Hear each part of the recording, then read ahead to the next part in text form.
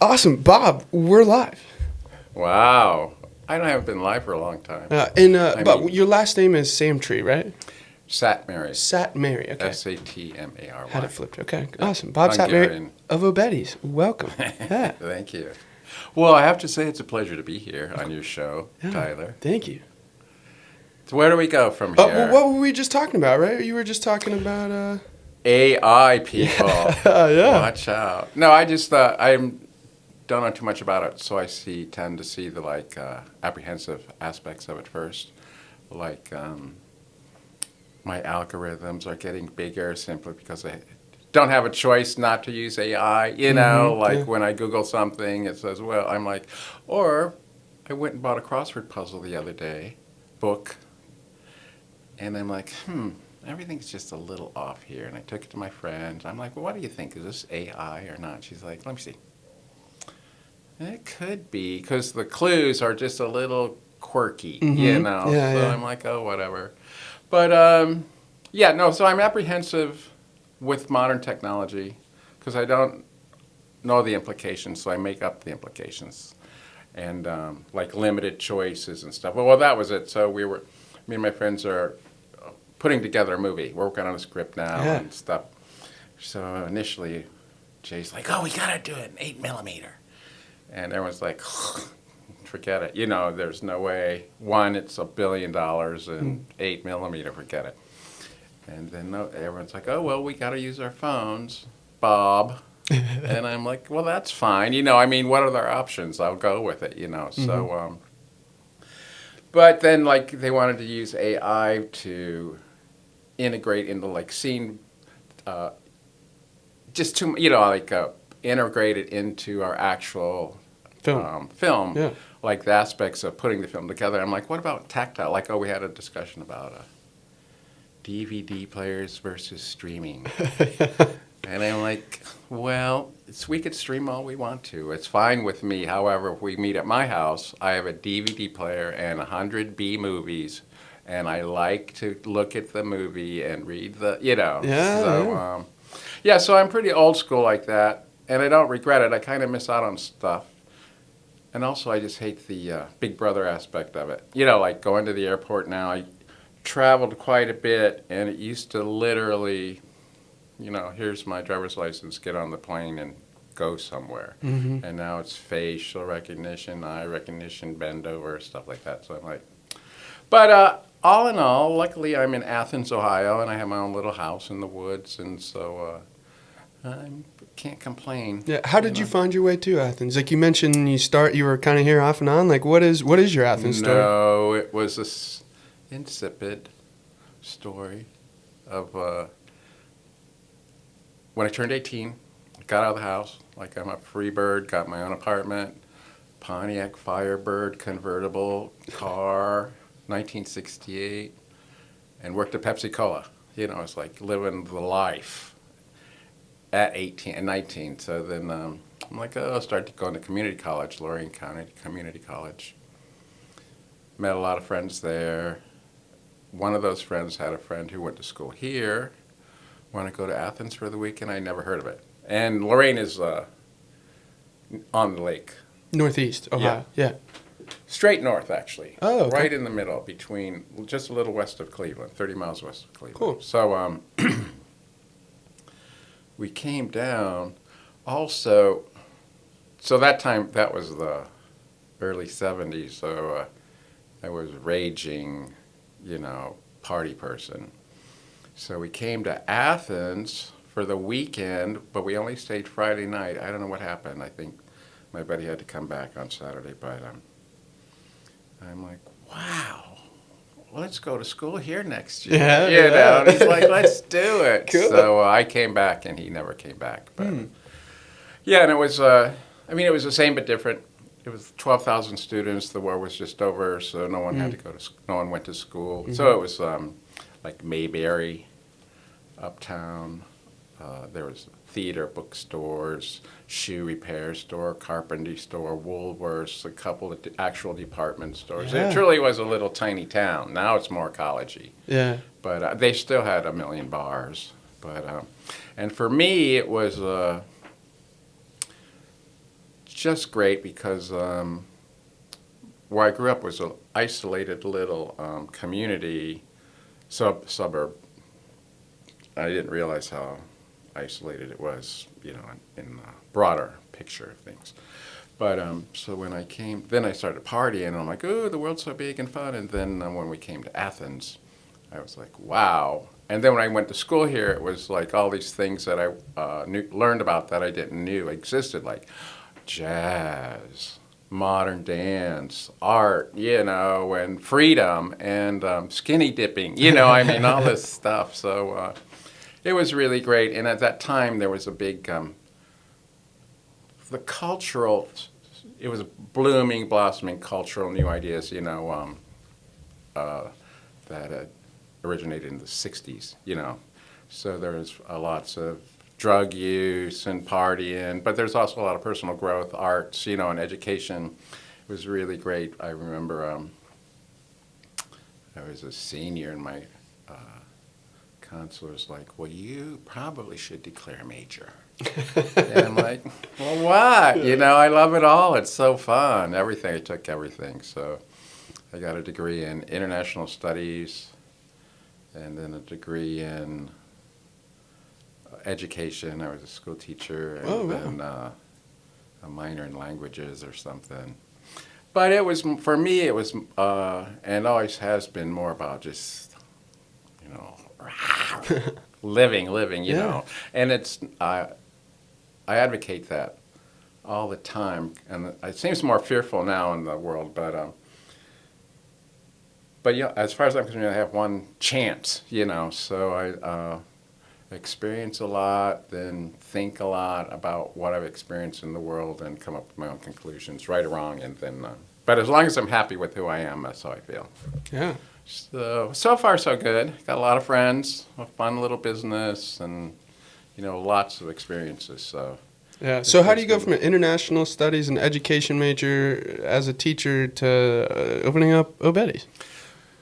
It was a long, long journey, but teaching. Where did you teach? Here in Athens or somewhere else? No, I taught Columbus and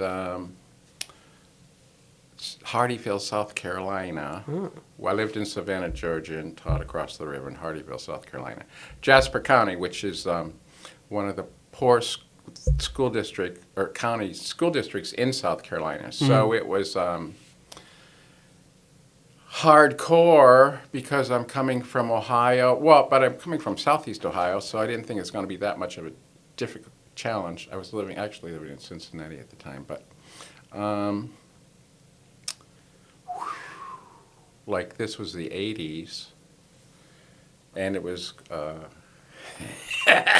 I'm proud that I made a commitment. I'm going to fulfill my contract down there and do my 1 year no matter what. And I'm really glad I did because, one, I'm like, you did it, you didn't cop out. But also, it was unlike anything I'd ever experienced before, and I'd already traveled a lot, so I'd been exposed to a lot of different cultures, but never had I been exposed to a culture like I was exposed to in the Deep South, essentially.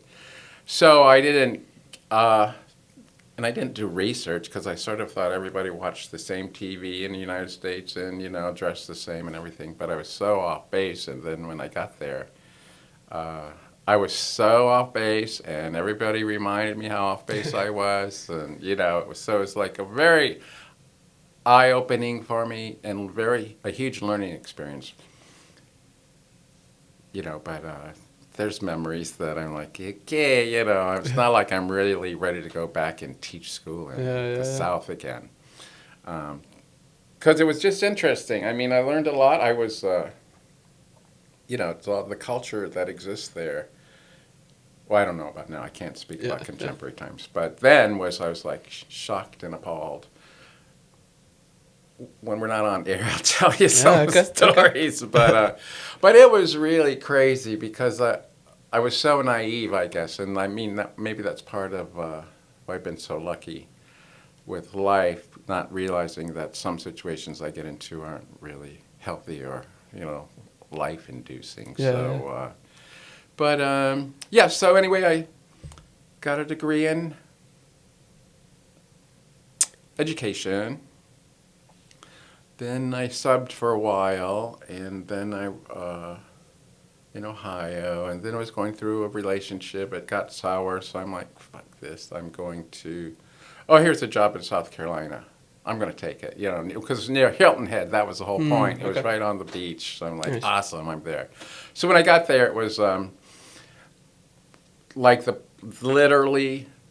legitimately the poorest school district in South Carolina. So my partner at the time, he was a school teacher in Cincinnati, and he came down to visit once, and he's like, because he was always crying about how tough it is to be a school teacher in Cincinnati, and he came down, and he's like, where's the books? I'm like, well, they're in that closet right there. He opens up, and there's nothing in there. He's like, well, how do you teach? I'm like, well, I got to write my own shit for, I taught Spanish, high school Spanish, and then junior high English. I got some books for English, but the Spanish classes I had to create. So he was appalled, but it was appalling, too. Yeah, I mean, the poor kids, it was just crazy. So anyway, I made it a year there. There were other cultural adventures, like I said, I'll save for another chapter. But let's say I was the talk of the town, and so I was there a year, and then I moved to New York City, and I've always worked in restaurants as, I'm here, what am I doing? I'll get a quick job there. When I first moved to Athens, I worked at the Oasis, which is no longer there, on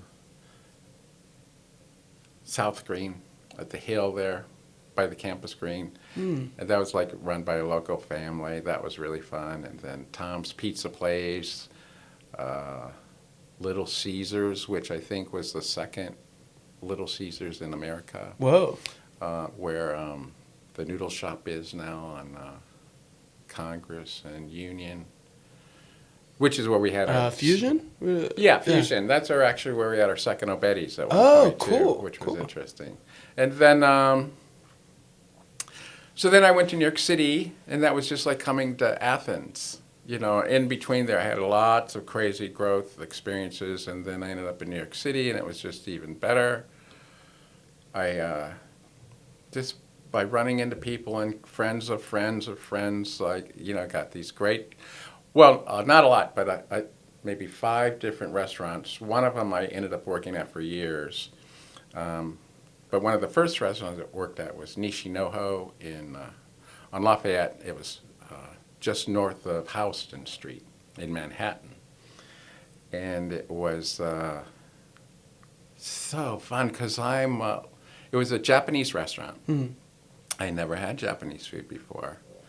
But, I fit the bill. It was an upscale, rich Japanese restaurant for celebrities. And it would be so cute for me or for my customers, because I'd be like, oh, here's your check. And I'd be like, oh, I'll be right back.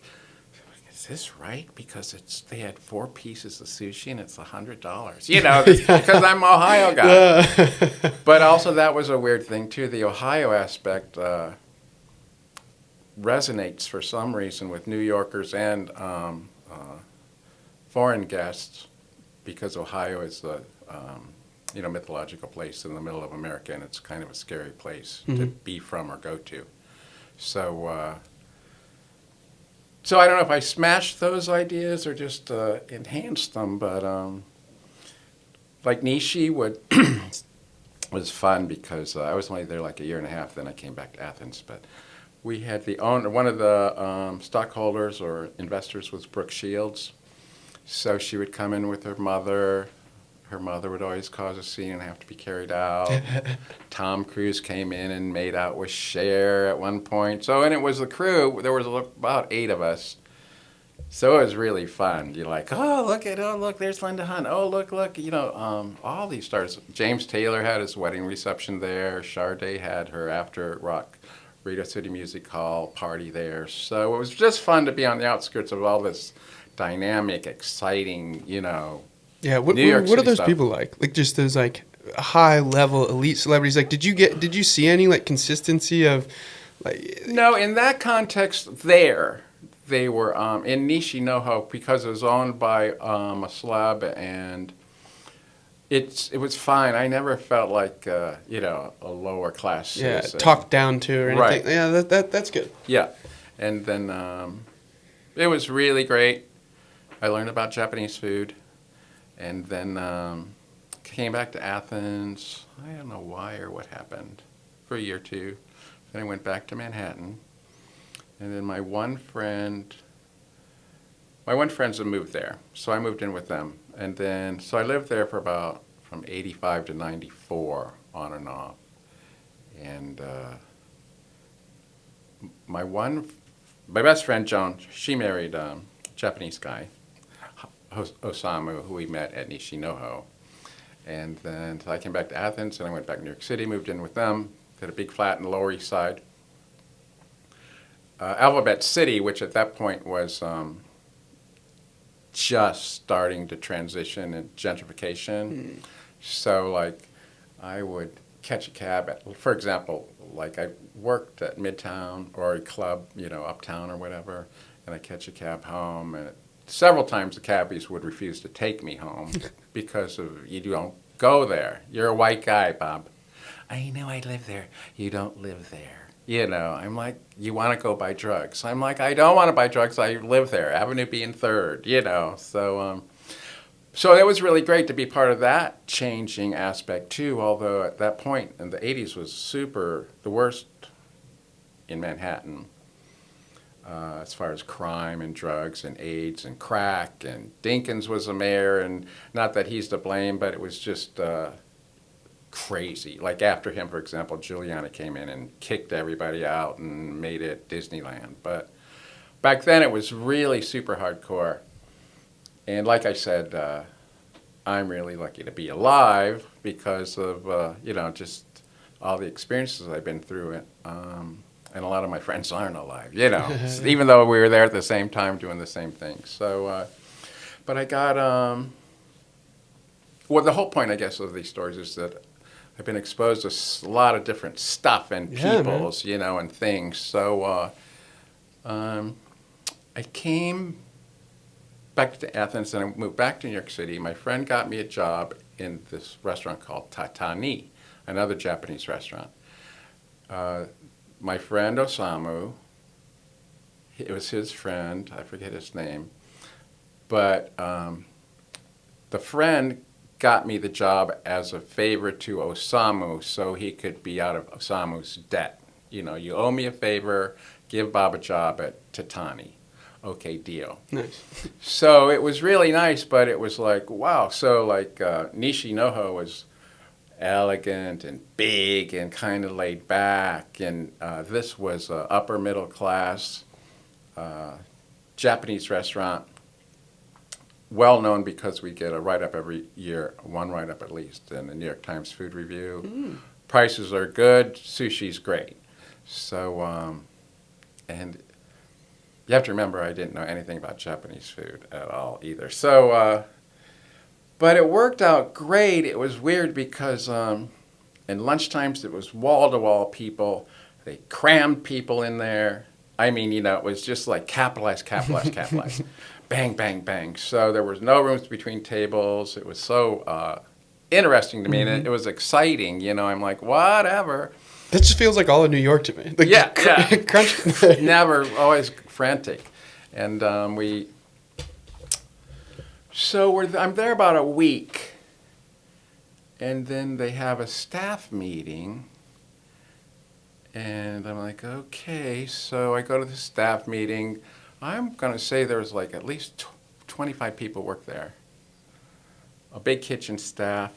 And it was the real deal. Like, so the owners would get up in the morning, go to the fish market. There were 3 owners, Tanaka, Nishi, or Nobu, and then Tatani. So it was Tanaka, maybe Tezuka, and Nishi. I mean, not Nishi, Nobu. But they were all there. I mean, they were hardcore. They were there all the time, the 3 of them. They all had their own families and stuff. But the idea was, so they have a staff meeting. I'm sorry if I'm rambling. No, this is exactly what the point is. Okay. Yeah. So it's like a 45-minute meeting, and it's all in Japanese. So we leave, and I'm like, what's going on? And I still have a dear friend from then. So this was like 1988, before 1988, like 87. And my friend's like, it was all about you. And I'm like, what are you talking about? Why can't we be more like Bob? And I'm like, what on earth are you guys, I'm like, what? I just come in, do my job, and leave. They're like, yeah, well, until you came along, we never had to cap ashtrays. Until you came along, we never had to refill glasses of water, So it was weird that, because the assumption, and the only reason this guy got me the job was that I would be in and out in a week. Like, Give this guy a job. He's going to get out of your hair yeah, okay. He won't be, he's an American. He won't be able to handle it. He's going to hate it, and he's going to be gone. And we'll fulfill this obligation to Osamu. Yeah. So it was really weird, because all of a sudden I'm like, oh, now that means I'm not the popular guy anymore. Mm-hmm. But it turns around that it was, it turned out great, a years and years relationship with that restaurant. Awesome.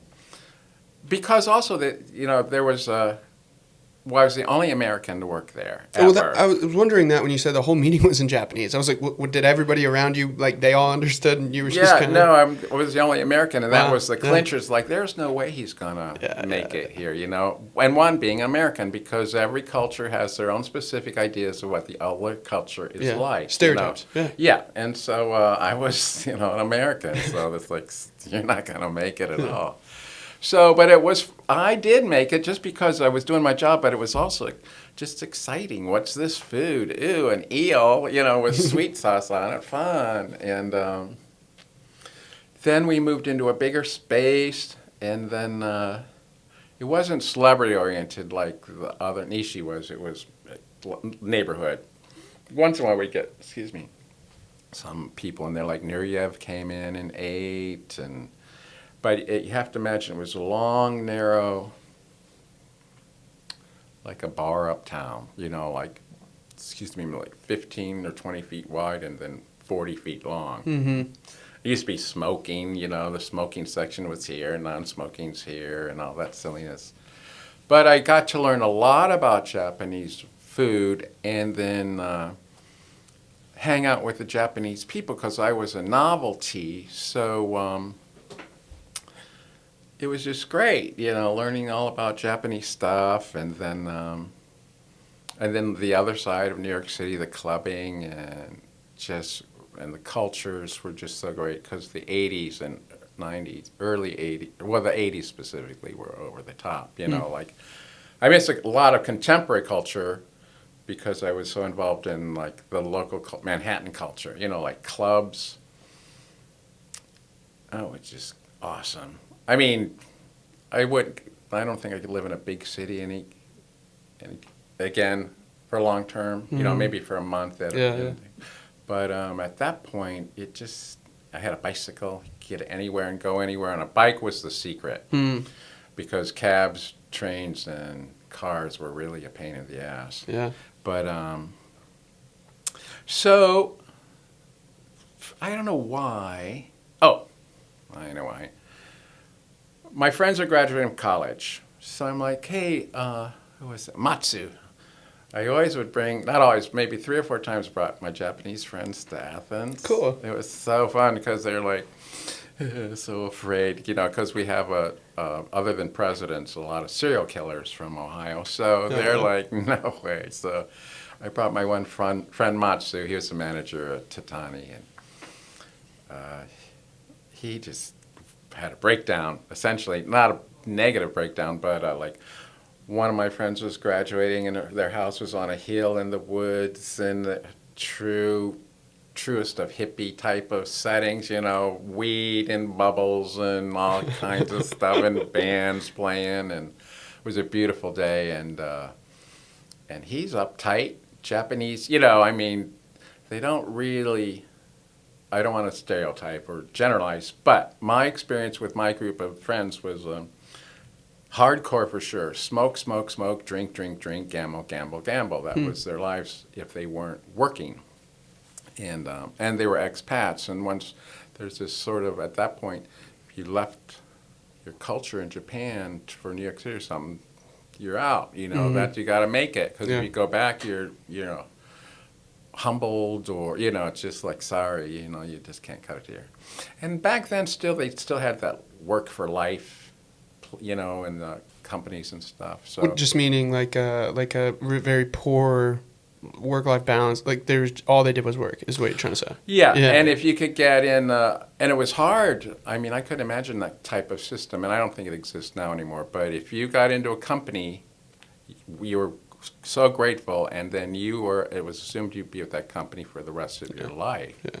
So, and once you get to a certain age, there's no way you could get anywhere. So, like a lot of for example, my friends at the restaurant were lifers there, and it was but it was like, this is where we live. We live in Manhattan, or we work in Manhattan and maybe live in the boroughs, but, fly to Atlantic City every weekend and, on the helicopters and make money, blow money, Yeah. and smoke and drink. That was it.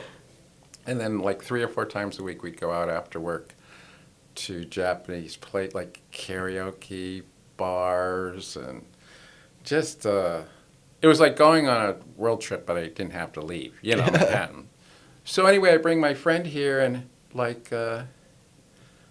first, I don't know why, I just told this story, but for some reason we were at my dad's up in Cleveland. He's very right of center, like, you can't talk to him kind of right person. So,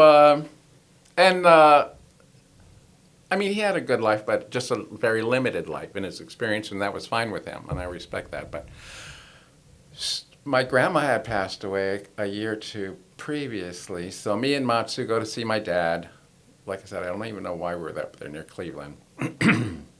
And we're sitting there on the couch. My dad was a Ford Motor guy, so even the idea that I had a Japanese person in the house infuriated him.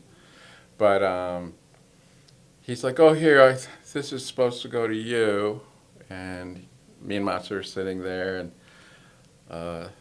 he brings out a brown paper wrap square box and gives it to me. I'm like, "Oh, okay, awesome, thanks. What is it?" Oh, and it's like my grandma's ashes. So I'm like, "Okay, dokie, well, thanks, And then Matsu's like, "What is it? What is it?" I'm like, "I'll tell you later." And so in the car, it's like, "What?" I'm like, "I know. It's totally inappropriate. My dad shouldn't have done that," because they have a totally different perspective, and tradition as far as life. And, when you die, you don't just put your ashes in the closet until someone comes, Yeah. So he was really appalled, and I think he started getting really worried about being in Ohio. But then we get to Athens, and like I said, my one friend had this giant party for her graduation, and she was a modern dancer, so there's that feeling to it, like, ooh, spinning and drugs everywhere. And he's like kind of apprehensive. But then Missy Whaley, I'm like, "Hey, Missy, this is my friend Matsu from New York City." "Oh my God." She was a graduate, She's like, "Oh, Matsu, how great to see you." And she was wearing a necklace, and she's like, "Here, if you're a friend of Bob's, you're a friend of mine." And she put a necklace on him. He's like, No, I can't. I'm like, "You have to do it. It's our culture." And he started crying and then he got high, which I don't think he'd ever gotten high before. And then later, the lightning bugs came out, and then he really started actually crying because it was so That's beautiful. so beautiful. Yeah, that is awesome. And so he was like, "Oh, Athens is awesome." But here's a clincher of the story is, how long you been in Athens? You lived here? So I was born in California, but I moved here when I was 2. So like the only thing I've known as a cognitive adult is Athens. I then when I graduated from OU, I lived in Cleveland for 2 years. I lived downtown. So all but 4 of my years have been in Athens. I'm 27 now. Oh, 28. Just turned 28. 28. So what's, and you missed Seven Sauces, the restaurant Seven Sauces. Yeah, I don't recall that. Yeah. So, where Old Betty's is now, used to be a couple different restaurants. It was a barber shop and an insurance company, and then it became, in the 70s, a Strawberry Patch. Ed Fisher, who owns Purple Chopsticks. Cool. And then he sold it to Seven Sauces, these three women who had an upscale restaurant there. And then they bought a restaurant down the street. So the little space where Old Betty's is was for sale. Oh. And it was emptied out. So Missy's like, oh, Bob, Seven Sauces is moving. You should check out that space. And I'm like, I'll check it out. But I am not interested just because I'm living this life right now, So then me and Matsu went and looked at it, Old Betty's space right now, and he's like, oh, you have to buy it. You have to buy it. This is a dream come true. I'm like, no, I'm living now. This is, I'm afraid I don't want, it's just like, he's like, no. I will loan you $10,000 for the down payment to buy it. And it was $50,000 back then. So I'm like, all right. So this was 1988. That's awesome. So I bought the restaurant in 88, had to move back to Athens. I opened up a Japanese restaurant. Where the Betty spot is? Yeah. Yeah, okay. But it was called, you wouldn't know it was Japanese. And I didn't have to say, I didn't know anything about cultural appropriation then. Because I would never have tried it now. And I even still knowing as much as I do now, even more about Japanese cooking, I do it at home, but I would never pretend to sell it to the public. But I was really, I want to say naive, Yeah. But it was fun. Also, it was it was another one, it was so classic, I think, aspect of my life. Come back. Then my one friend, Tim, dear friend, oh yeah, I'll help you. We opened up a Japanese restaurant. It was crazy because we were crazy too. So in the 80s, it was a different world. I mean, we partied all night and worked all day. There's no fucking social media. There's no cell phones recording you every second of the day. So we would go up to the Union and close the Union and after hours at Old Betty's, which was then called DV8. DV8, yeah. And then, and people to this day are still kind of, oh, God, embarrassed about what happened afterwards. Because it was, and then the town it was just a different place all around. But a lot of great memories. And the best part was I've always taken lots of photographs, up until telephones came in. But so every once in a while I'll pull out a photograph to if I'm going to go visit somebody and I'm like, remember this? Oh my God, how do you still have that? You got to get rid of that. Oh, that's awesome. So we had a Japanese restaurant from like 88 to 89. But it was the restaurant went over okay. I didn't do it, but it was totally guerrilla thing. No advertising, no phone. I remember one lady came in and yelling at me. She's like, I've tried to call, but you don't have a phone. And I'm like, I know I don't have a phone. Well, how am I supposed to make reservations? And I'm like, well, how about right now? I mean, it's kind of a simple way to look at things, but it works for me. But we were too just crazy and wild. So I'm like, okay, I got to rent this out and move back to New York City. Oh. So I rented out Old Betty's, the space. Yeah. And went back to New York City for about 6 or 7 more years. And in the time it was, after I rented it out, it was Mount Nebo Cafe, like a hippie coffee shop.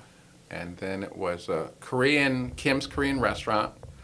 She was there for 5 years, 5 or 6 years. But then that was a local legend because she and her husband and their child came down from Columbus. She's Korean, her husband was American. They had a little boy. But he split soon after they opened the restaurant up, and she did everything. Cooked, waited tables, did the dishes, and her little boy sat in the cupboard, under the cupboard, and to do his homework for school. And she would have stayed there forever, but she went into we were doing headquarters then, the university. So winter quarter, she's like, I got to get surgery on my leg. Why don't you clean this place up for me since you're the landlord? I'm like, okay, I can do that. So, but when she got surgery, they cut a nerve and she couldn't walk after that, so she had to close down. Then it was the Redbud Cafe for about 6 or 7 years. And that became a problem. I hate being a landlord. Yeah, well, I was about to just kind of thinking that. Like, that's very smart of you to not just, like, kind of snap, sell it, move back, and then never, whatever. Yeah. Like, to retain that and lease it out is, like, such a great idea. Yeah, and luckily, it's because I have to admit, I'm not, like, a total, thinker to the end product. Sometimes I'm a little more lucky, I think, than... But... So she was there for a number of years, and she had a really good reputation, but our relationship wasn't the best. So she moved on, and I'm like, meanwhile, I'm in New York City. Mm-hmm. And so we're creeping into the 90s now, right? Right, yeah. Maybe even into the 2000s, like 5 No, 90s, because around 91 in New York City, I was burning out in New York City.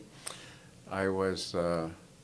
Because I didn't have, I have a lot of, I think, not talent, but maybe, I have a lot of potential to do a lot of different things. And that's always kept me from doing... Capacity? Yeah. Let's call it capacity, yeah. So I've never really pursued anything out of passion. And right now I'm like, I have no regrets. But I think, if you had focused on this, you could be selling paintings for $10,000, or if you're doing this, but so I did everything, a little bit of everything all the time. So in New York City, you really have to generate lots of money to keep up with and if you go beyond clubbing, even clubbing's expensive. So I'm like, okay, I need a change, and then my habits changed, as far as drug use and stuff. So I'm like, hey, better move out of this town, or I'm gonna die here. So I came back to Athens, worked at Casa. I worked also. So in New York City, I really had it great. In New York City, I could always go back to Titani. I worked there over the years. I come to Athens, work at Casa Nueva, nice. Go to New York City, work at Titani. And I had the same apartment there for years. My friends just stayed there, and I always had a room. So I had it made in the shade, but when I came back the last time, I couldn't go back to New York City, just because it was too dangerous for me to be there. So I started working at Casa, and then stuff moved out of Obetti's space. And I'm like, oh, no, what am I going to do? Because I didn't necessarily want to open up my own restaurant, because I had such freedom. Anyway, but I didn't want to sell because I wouldn't get out of it what I put into it, and also it was just there. I had it, and I certainly didn't want to rent it out again. So I did a lot of research and came up with hot dogs. One, because on my birthday, my whole life when I was a little kid, on my birthday we'd have chili dogs and Coca-Cola, and then go do something. That was it. So I'm like, that would be fun.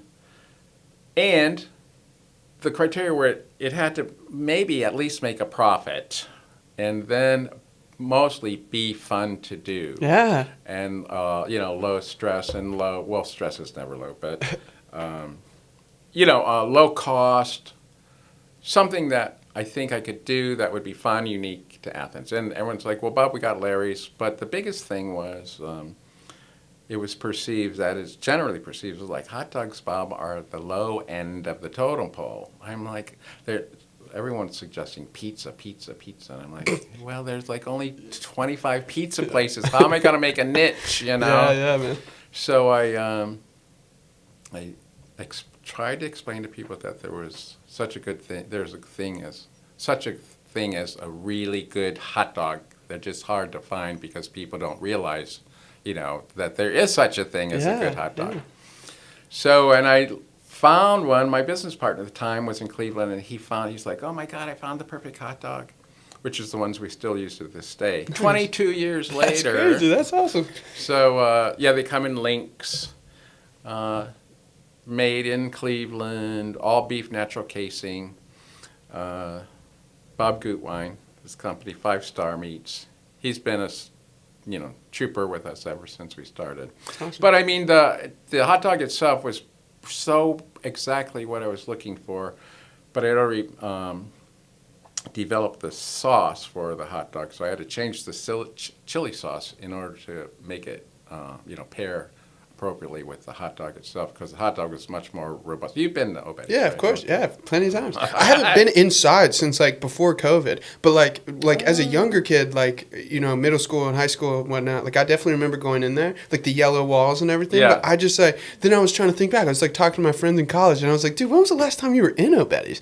But a lot of that is because leaving the bars late night. Yeah. Well, that's intriguing and awesome aspect of Obed's, which it's kind of like, what are those scary people in the movies? Split personality. Because a lot of people don't even know we have it inside because they're late night people and we just serve out the door. And then, but you have to come in because I'm to the point now where people don't know that the inside's not done. I mean, as far as I'm concerned, it's fine, but I'm really proud of it. We're closed on Sundays, so I go in on Sundays and putter around, know. But promise me you'll check out the inside because it's really I feel so good about it. Shoot the hours real quick. When could you get inside? Is it just 11 to 8? 11 to 8. Every day, yeah, except Sunday. And now you have the seating outside, which is super cool, into the parking space. Yeah, that is I have to tell you, it's I've had a personally challenging. The past 10 years have been really challenging on my brain with this life outside of Obed's. And then Obed's itself, that building I bought, is a pain in the ass. And I'm not going to hesitate to say that. Because it was, I bought it spontaneously. I didn't realize the condition it was in or what it's prone to happen to it because of what it is. It's literally an alley. It was an alley, and they put a roof over it. So, right now, for example, all the rain on the neighbor's property pours onto my roof and stuff. Yeah. But it's been, I love it because it's so small, and I could, single-handedly take care of it. Luckily, I don't have to do that anymore because my crew is the best. Awesome. I'm so blessed. I mean, truly, truly, my crew is the best. But, I forgot my train of thought. Help me out, Tyler. We were talking about a bit. That definitely I could get there for lunch. To get inside, but yeah. So then I'm gonna do a hot dog shop. My friends are like, nah. I'm like, well. Then I got a great hot dog, and then I'm like, okay, this is good. The space is perfect for a hot dog shop, and then and it's lower, and I understand the perception is of low-end food type, but also low-end cost, That's why I'm right at this moment having a problem with inflation because I'm like, the other day a person came in, I was there, and they're like, but Dixie and a salami and a small fry, please. And Matt or whoever's at the cashier is like, it's $16. And the customer like, how much was that? Oh, my God, $16? That's just outrageous. Well, it's your restaurant, I don't know what we're going to do. That price tag popped, though. That's funny that it even catches you off guard. Oh, yeah, because I'm just, that was one of the aspects of hot dogs, too. It's low end, and it could be really good. So I'm going to go with it. And then my friend suggested, my business partner at the time, let's do fresh cut fries. I'm like, okay, great. So that really was a clincher of success because our fries are super duper. And we do them, we cut the potatoes by hand, soak them in water to leach out the starches. Then we cook them once just to cook them through, then cool them down. And then when people order them, we finish them off. Yeah. So labor of love, because that's very labor intensive, but excuse me, the payoff's good. But then I was like, oh no, I needed a hook, like a Bob's hot dog shop is not going to do it. So I didn't know what I was going to name it. And then my one friend, Betty Maple, sort of epitomized the attitude and the demeanor that I wanted to present, like self-assured, strong female person, or just a person who this is how I look, this is what I think, refreshing, like, so I'm like, oh yeah, kind of a hard ass, blah, blah, blah. And then, so I'm like, oh, I'll call it, oh, Betty's Red Hot, which was, and Red Hot's a term for, well, it means she's a hottie, but also it means, it was a turn of the century term for hot dogs. I'll have a Red Hot, please. Yeah. So I worked that in, and then I'm like, oh no, how about the menu? I got the menu down. The menu's a regional menu, like based on different areas of the United States, like, slaw dogs are Southern and Chicago dogs. But I didn't know how to personify them, and I was really having trouble with that because I didn't want to go stereotypical. Like hillbilly hot dogs. Have you ever been there? I've driven past the little bus. Yeah. But I've never been to it. Yeah, it's funny. But I just I'm like in a enlightened little blue community. So I want to sort of reflect that, in a tasteful way. So I didn't know what I was going to do. And then a friend called me from New York City and said, can you come to New York City? Because this is like a lightning bolt. They're having a big burlesque renaissance this weekend. Can you come out and watch? I'm like, no, I can't, but thanks a million. Click. And so for the whole weekend I was on burlesque. Oh my God, awesome. Oh, perfect. Because it really was exactly what I wanted to personify my business. Like, so all the menu items, which we have virtually the same menu as we opened up. Dude, kind of legendary too. Like it's pretty sick of a restaurant to be like, hey, we're gonna serve these 5 things because we're so fucking good at it. Yeah. Like not everywhere can. No. Sometimes you go to a restaurant and you're just like, how are there 12 pages here? Right. Right. But yeah. like that. I mean, and go ahead. No, you go ahead. Because you talk about like the hot dog and it's like how it's kind of a lower end thing and.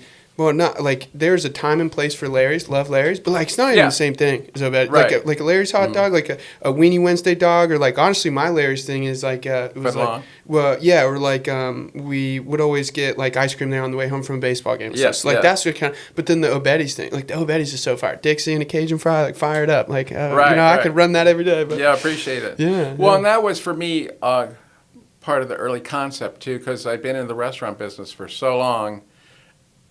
And even when I watch those shows with my friends on TV, like Super Chef, I'm like, that is real. And I worked in those kitchens and served on those floors, and I'm like, it's got to be a love or some mental illness to be wanting to do that every day, 12 to 16 hours, and I've been through that. And it's really great to be a part of that team and stuff when it's happening, but I was like, okay, I'm in Athens now, and I want it's me. I can only depend on me right now, so it has to be good but easy, and hopefully popular. So that was, and like with the hot dogs, there's really no waste. I have a bun, I have dogs, I have the stuff you throw on it, and the French fries. There's no much food waste at all. So and that's comparative, especially to like right. Yeah.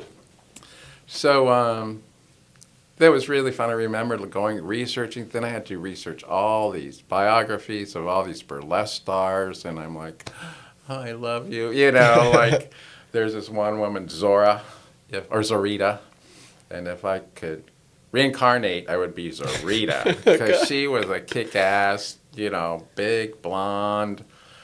And they're artists. I mean, they also, it's like there's, that was part of the fun too with O'Betty's was helping people understand and the older guys knew it, but a lot of people didn't even know, what is burlesque? I'm like, well, it's strippers? I'm like, well, no, it's before strippers. Strippers are strippers. Burlesque was more theater in vaudeville, and then the whole history and how they. It was hardcore, but it was the theater life, and these girls would create their own outfits, choreograph their own dances, and it wasn't all about taking your clothes off. It was about, It's pretty reductive to be like, oh yeah, yeah. They were like enticing, like getting men hot and bothered, mostly because they could, and control and then generate more revenue. And probably the less you saw, the more they made, because if they were really good at their art form. And a lot of them went on to be very famous and star, and have their own clubs and stuff. It was just so dynamic. And once in a great while, there'll be a person still around who's seen some burlesque and will come in, oh, I saw Gypsy Rose, oh my God, So it's always fun to hear those stories. But it really was able to put a face on the product. And then the history background added depth to the whole concept. And then, so that went really well. I had minor pushbacks on the concept, just because gender issues and stuff. But I'm like, whatever, let's lighten it up a little bit. I'm promoting strong women here, and you can take it at face value, or you can do some research and, check out these people for yourselves, because I mean, it's just awesome. And then, luckily also, when I opened O'Betty's, a huge renaissance of burlesque swept the nation. So it's subsided somewhat right now, but like Athens has its burlesque group, and Columbus has a couple burlesque groups, which didn't exist in really in the 70s and 80s, because everything became really tawdry. But and then this is why you have to go check out O'Betty's. How old's your kid? I don't have any children. Oh, okay. Well, you'll still appreciate it. Yeah. The initially, there's like the bar where you order, and then there was a little room, like a 10-foot by 10-foot square room. And then there was the patio, which was also 10-foot by 10-foot, like an outdoor patio. So it was a little tiny brick building, like 10 feet by 20 feet, 200 square feet. And then Seven Sauces put a roof over the back patio, and then that became my storage space. So it was only 4 tables, and then 3 people could sit at the bar. So it's really tiny. And then it's like very similar to that restaurant you're talking about in New York. That was like kind of like this. Yeah, that's funny. So then I bought the space behind. There was a brick wall, cinder block wall, and there's a room behind there, the dark room for Lamborns used to be next door.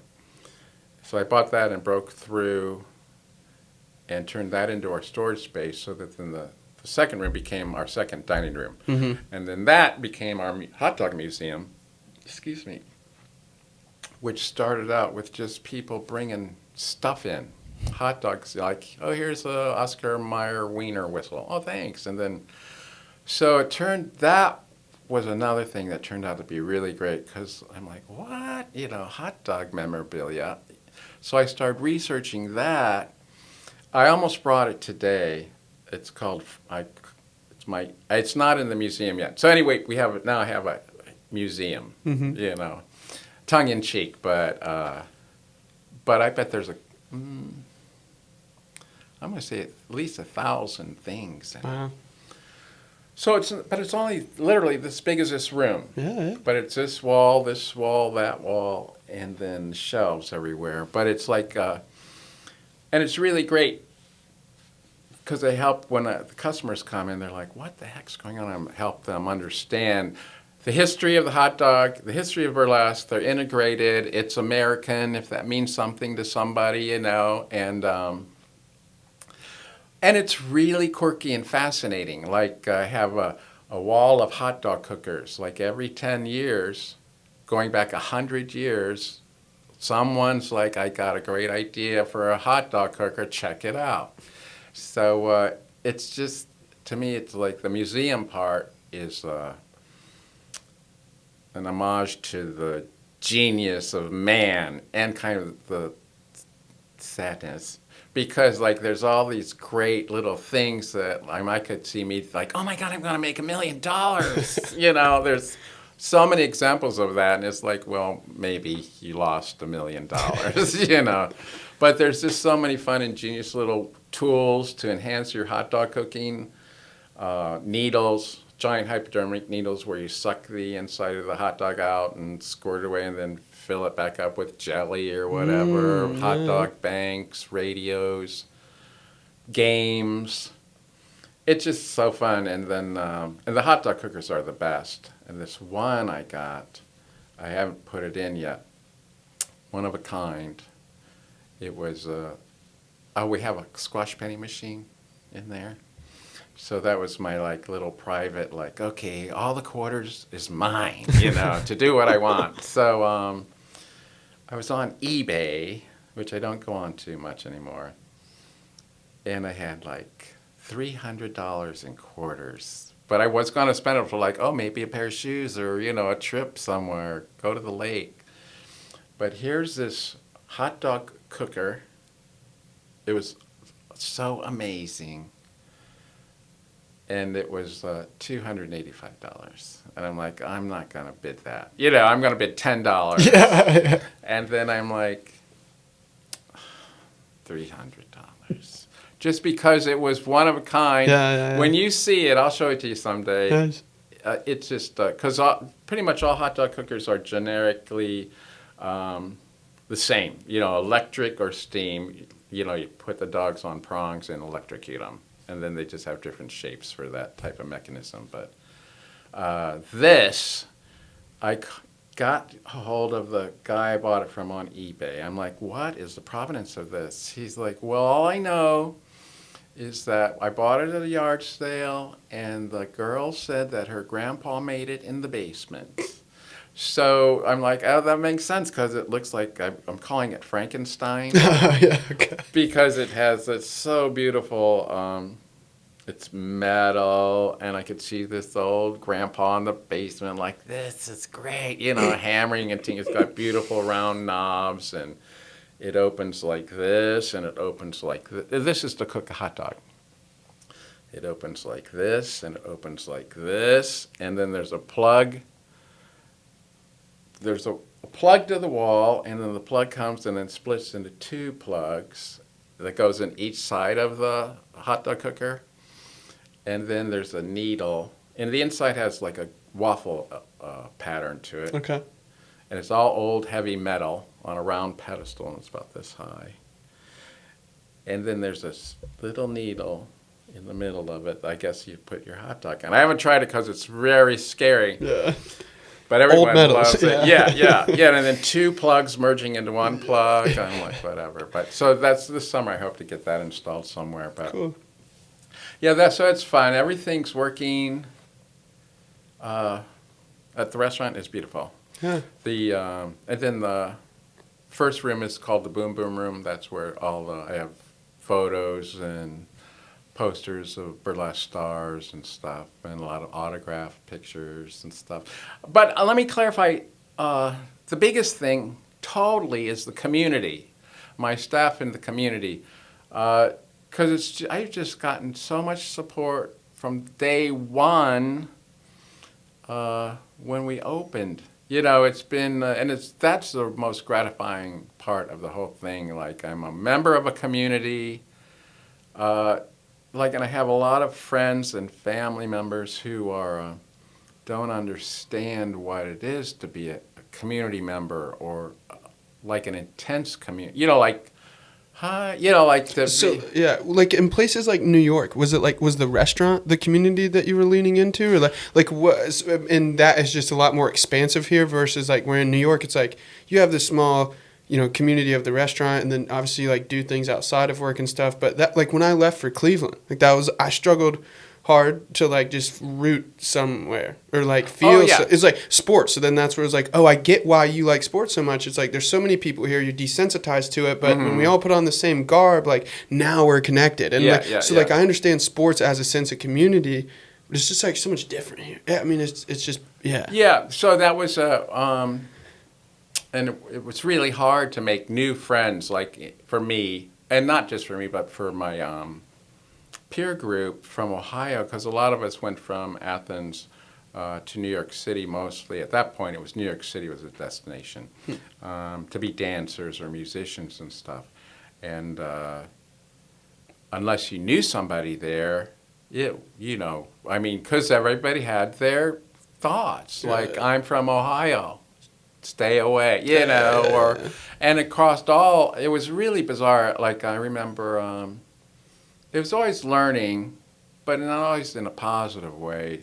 Like, I remember friends came to visit this straight couple, and I took them to a gay bar, and they wouldn't let us in. And I'm like, what are you talking about? You know, wasn't a like, straight couple in the gay bar? Yeah, I'm like, they're my friends. I come here all the time.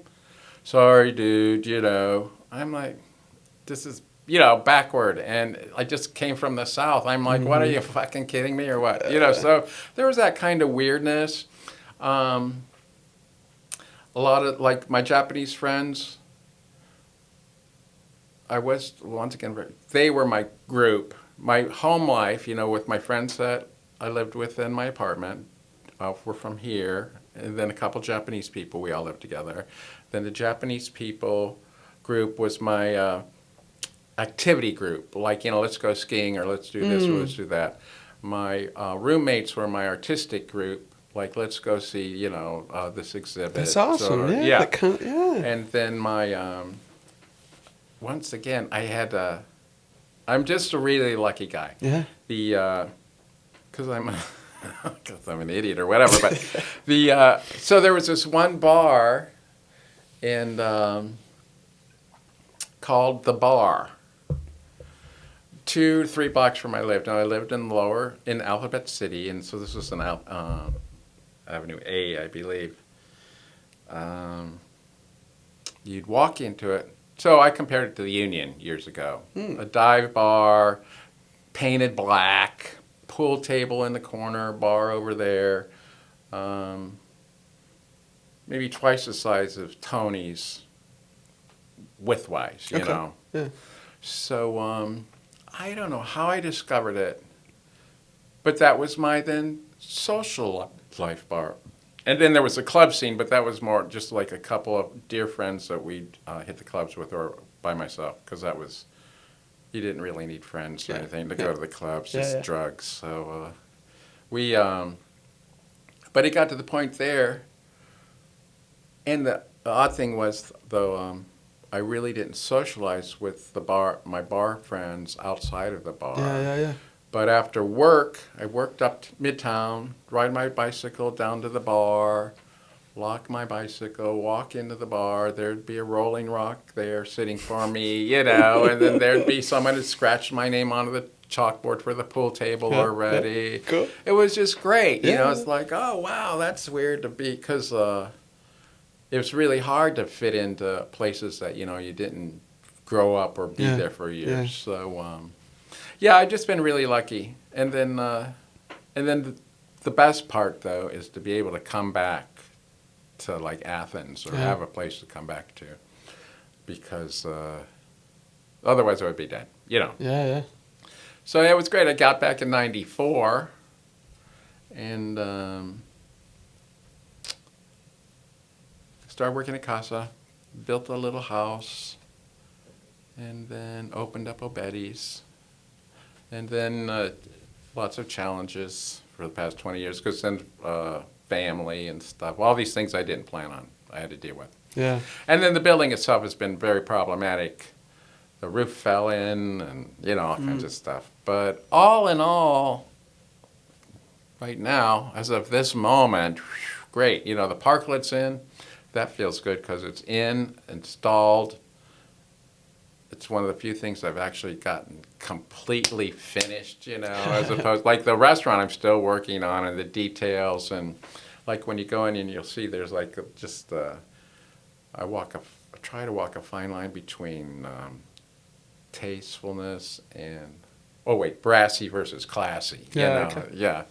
So I'm almost done there, but that's taken a lot of time because it just sort of free flows, and then I'm not a carpenter. Yeah. So there's not an angle that matches, So I tell myself, oh, that gives it charm. But there's so much going on that it hides a lot of that. But yeah, I can't complain. We've gotten great write-ups.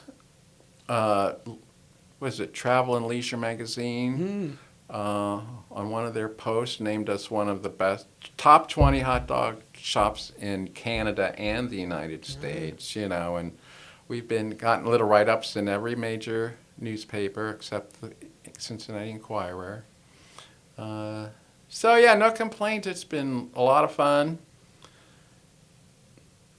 What has it been like going from being an employee, right? You like working at all these restaurants to now you own O'Betty's and now you have employees. Like, what was it like for you managing people for the first time?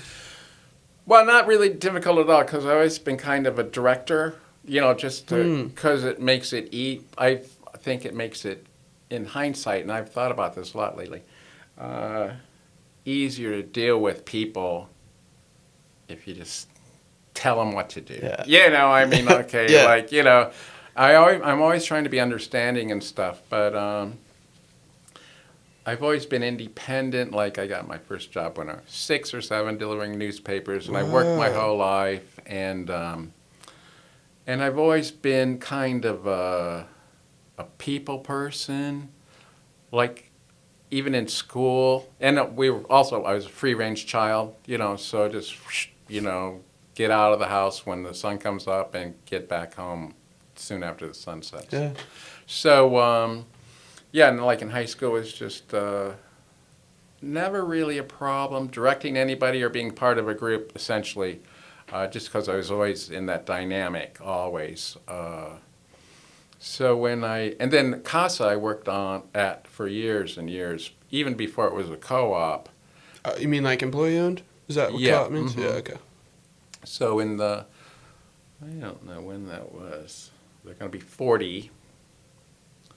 So in the early 80s, it was a Mexican restaurant. I worked there then, and then I went back to New York City, and when I was gone, it became a co-op. Mm-hmm.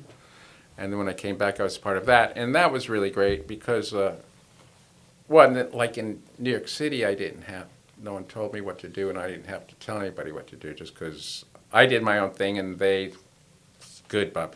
Well, it got to the point, actually, in New York City at Tatani, like if there's any, I had a specific place there, and that was to deal with asshole customers, Bob, because they'd always do oh no, I cannot, I'm like, Bob, help, Bob.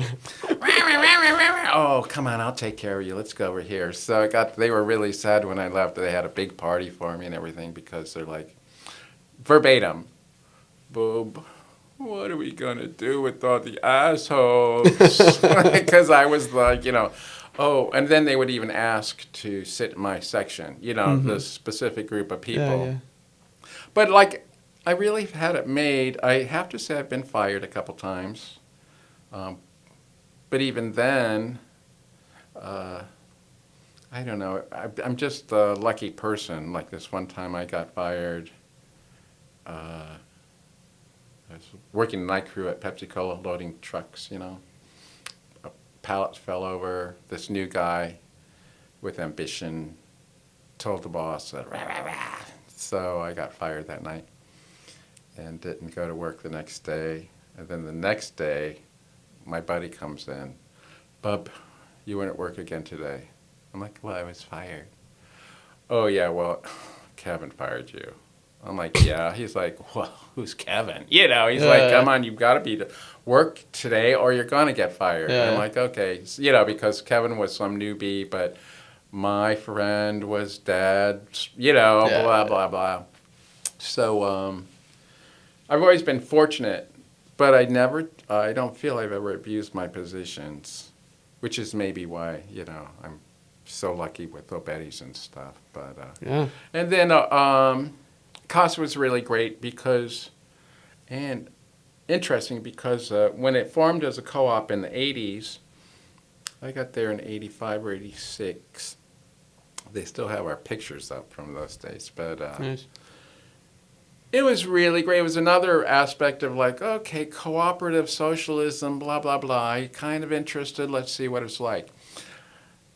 And we don't have that at Obetti's. Yeah. But I mean, I loved it and appreciated it. But it was all about human learning and growing and back and forth and back and forth. And some people don't have the capacity, for whatever reason, to be able to give and take or whatever. It's my way or the highway or this or that, And so, lack of perspective, maybe, like they can't kind of put themselves in your perspective, via their lens, or the bigger perspective, So, but almost most of the dearest friends I have to this day are from that time period. That's cool. At Casa, a lot afterwards. But I mean, the friends I go on vacations with, and even I still have Freddie from Titani from the 80s. We keep in touch. He's Japanese. I mean, Chinese-Japanese. But yeah, no regrets. And it all ended up at Obetti's, which it's weird because I think about it a lot because right now I'm at an incredible point in my life. Which I'm not prepared to be at. But because Obetti's has been a super struggle, because of the building, always kept finances down in a tiny space. And to make money, you need volume. You have to have either super high prices or at least a nice volume. And with 16 seats, it's not a lot of volume, and selling a low-end, low-priced item, it's going to be tough. So it's been really tough up until just about 2 years ago, actually, literally. But my crew is incredible. I literally don't have to go in there, and it's really weird because I remember I go in and I love when I'm in there. I just came from there, but I remember like a year after we opened, it was my birthday, and my friends wanted to have a birthday party for me in California. I'm like, can't come. They're like, go. So I went, but I was out there for a week, and like every day, Ryan, how's it going? Ryan, how's it going? Calling. He's like, what if I told you it sucks? What if I told you if it's falling down? What are you gonna do? I'm like, I don't know. I can't come back right now. She's like, exactly, so quit calling. Yeah. So I learned to let go, and usually now, at least a couple times a week, I'm like, shouldn't you call in and see what's going on? So I try and call every couple of days to say, hey, what's happening? But yeah, the community, awesome. Oh my God. And then for me personally, the world's changing so much in not a positive way for me that I'm so lucky that I ended up in Athens, that I have I'm independent person, so I don't have to answer to anybody, and that kind of it's unsettling because I might, like the other day I was giving a finger to the helicopter people chopping trees down. Yeah. The big saw blade. Yes! That's crazy. So, I'm still live in a bubble. Like when I travel with my friends, I'm like, wow. The economy, everything's so different for me. Well, because you're not getting exposed to it via online. Like how? So, because that's where the conversation very started. As soon as we got in the room, you're kind of like talking about not being on technology, and so like. Well, the whole kit and caboodle technology.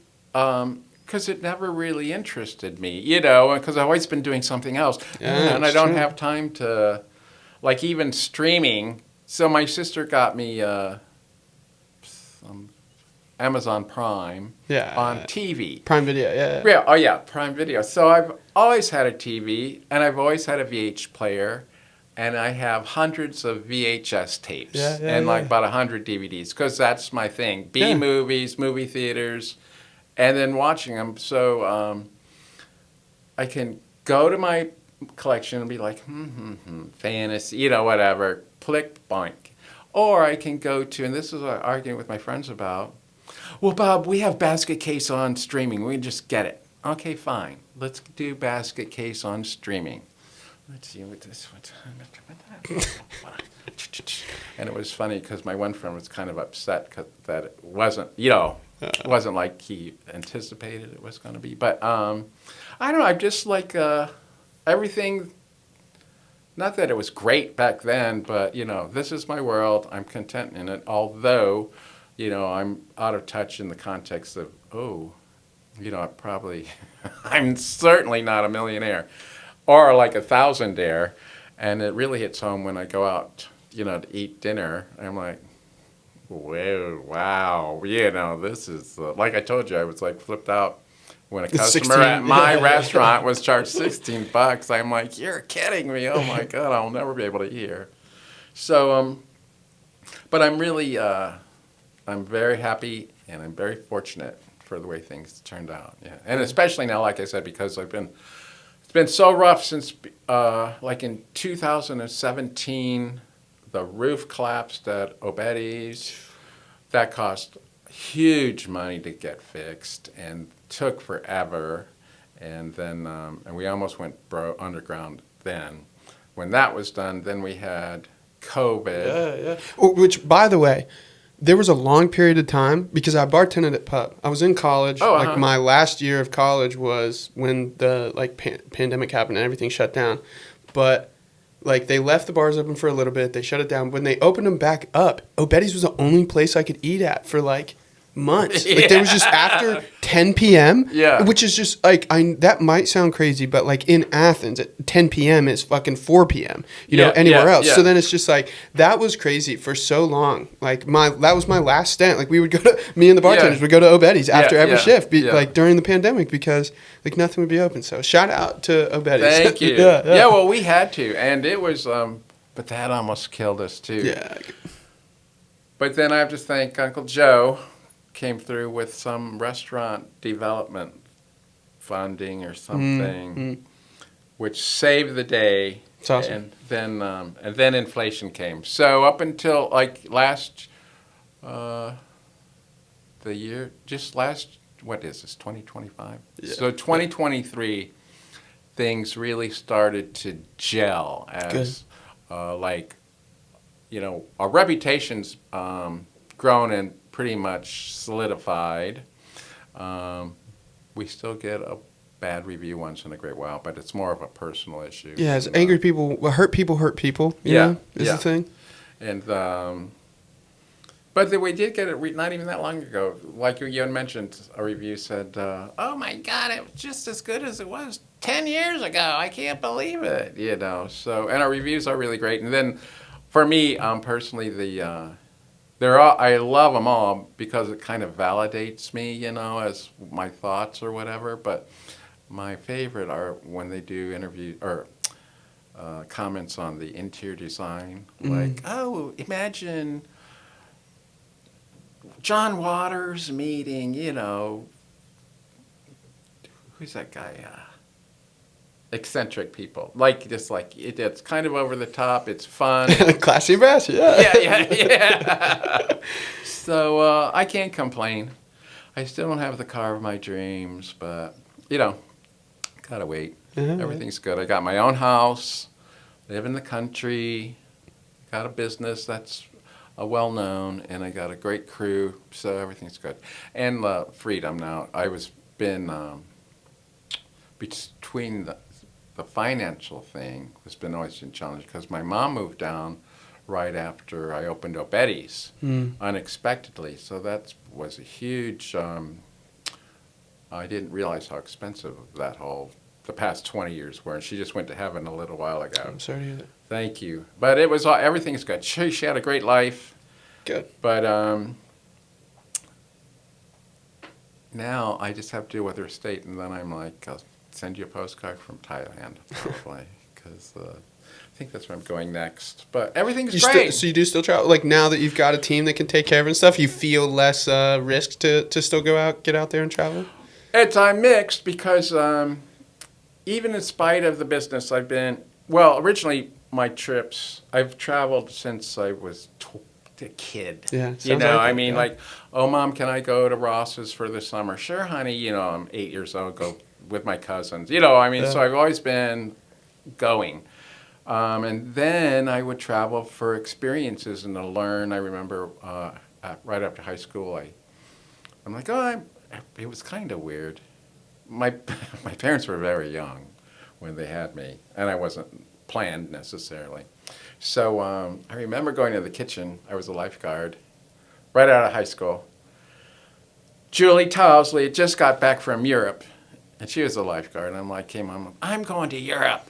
Okay, dear. And so I just got my backpack and went to Europe. I was 18. This is 1973. Awesome. And after that, I'm there. So traveling was always about learning and experiencing things. And then with Obetti's and my mom and everything, it got to be get away and chill and lay on a beach. But my friends are super duper and incredibly generous. So my traveling hasn't stopped. This last year was really rough with Mom. So last year, I don't think I went. I'm sure I went somewhere. But we do now. It's more like in February, I'm going to Machu Picchu because cool.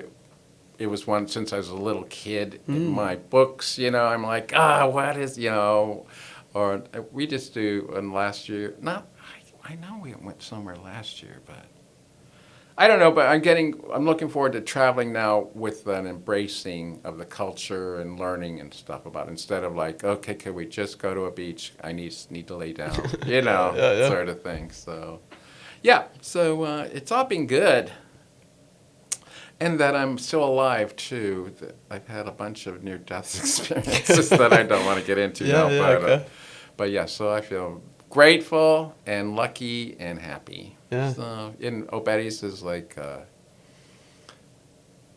said, it's not like I planned my life. I just lived it, Yeah. So that's the best part, that this is how it's ended up so far. Like, oh my God, great, So yeah, that's what's up. It's fun. And so silly, too, because like a few years ago, I went to a friend's wedding in Cleveland, and I see him. He's from a college buddy. I see him once every 2 years. He got married about 4 years ago. Some Beechwood ballroom and in Cleveland. So he's like up on the stage, and there's like a couple hundred people. And I got to thank my friend Bob for coming up from Athens, Bob of the famous Obetti's. And then all these people started yelling, Obetti's! And I'm like, it was weird, because I'm like, weird. And then this kid sitting at my table, like 21-year-old or something, here, Bob, Obetti's, can we get a selfie? And I'm like, sure. I never had a selfie before because I'm famous. It was so funny and so silly. But a lot of fun. I can't complain at all. And now I'm ready for summer. Winter's over. Yeah. Big things. Movie, we're making a movie. Maybe get you a part in it. Yeah, well, that would be cool. I'd be interested. Awesome. No, Bob, this has been beautiful. I appreciate your time so much. I appreciate the stories. This is so great. So, thank you. Obviously the community could come support Obetti's. You said the inside is open 11 to 8, and then it's open until what? Like when do you close? Late night? Is it changed throughout the week? We stop serving at 3 in the morning. So what's up? So and the parklets up there, which is really awesome. So. Hopefully this week I have game boards I want to screw into the picnic tables. To it's a public space. Yeah. So it has to be open to everybody out there. Oh, and I just have to do a shout out to the mayor and Andrew Chicky. I know Chicky. Oh yeah, because he's before, like a year or so before COVID, he's like, hey, what about this? And I'm like, busy, crazy. Then after COVID, he's like, what about this? And I'm like, oh, yeah, maybe, whatever, And then finally last year, he's like, come on! So I'm like, all right, I'll do it. And that's why the parklet's there. Cool. Because Andrew was like, come on, Bob. So, and I'm so grateful because I think I might have said this, but it's everything I do is a work in progress. Everything. My house is filled. The other day I was like making piles of projects. Oh, this is that. This is this, But the parklet is done and installed. You know, It and looks I'm great getting- too. Yeah, I thank love you. it. Yeah, yeah. It's very fun. So appreciate it. Yay. Awesome. Yeah. So they could come. How else could the community support you? You know, like, is it just leaving a review? Like, what's important to you? That how can they continue to support Obetti's and to support you? Oh, just by showing up, coming on. Yeah. I'd love the people to understand that there is indeed an inside, Yeah. and to ask questions. And if my employees don't know I don't want to say employees, but they are. You know, my crew doesn't know the answer. Then we'll get them an answer. Because I feel my crew, the dynamics have changed over the years. Like when we first opened, it was hardcore. We were rock and roller party people.